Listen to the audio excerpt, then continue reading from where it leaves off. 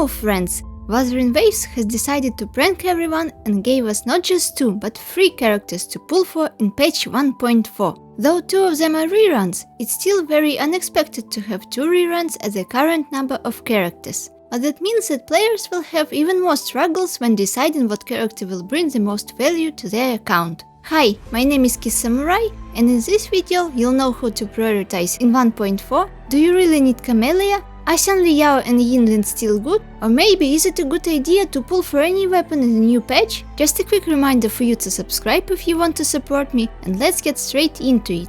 Camellya, Camellya, Camellya, our long-anticipated flower girl. Of course, we always have higher hopes and more strict requirements for every new main DPS character.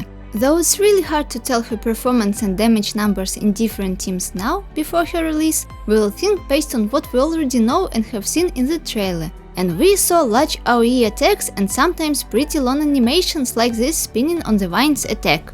That can mean 2 things. First, Camellya can be played as a typical main carry with hybrids or sub-DPS in the team.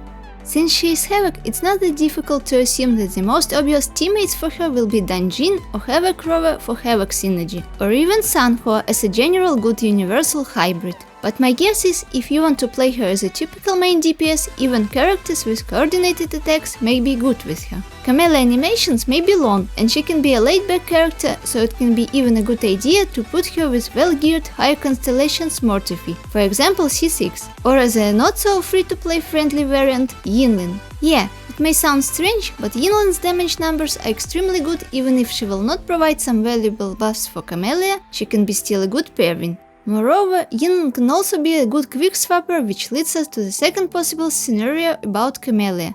Again, if she has such long animations, she can fit pretty well in a quick swap teams in duo DPS scenario, right? That means hello Xiangli, hello Anko, Yinlin again, and even Xiangli Yao. All that we have to keep in mind is that Camellya seems like a pretty flexible unit for main DPS. And the only unit that we can remember with this much flexibility is, surprisingly, Xiangli. In the second half, Yinlin and Xiangli Yao banners are waiting for us. They are not new characters. Xiangli Yao was even given out for free like only 2 months ago. Nevertheless, we can't tell about these 2 characters separately, without saying that they form a very synergistic team, and that they are each other's best teammates. You can think about pulling Yinlin if you already have that free Xiangli Yao. In that case, it will be a great investment. You won't spend that much, but will get yourself one of the best damage-wise, easy to play and very forgivable to mistakes team. I won't advise you to pull 2 of these characters if you don't happen to have one. There is literally no point in doing this now, and I explain why later. Yinlin is a pretty flexible unit that can be a good pair for every quick swapper, or a good sub-DPS variant that can show us some juicy damage numbers even without perfect synergy with some of the DPS. Sub-DPS in general tend to last longer or even be almost forever good characters, which sadly can be said about the main DPS. Even though Xiangli Yao is not that old,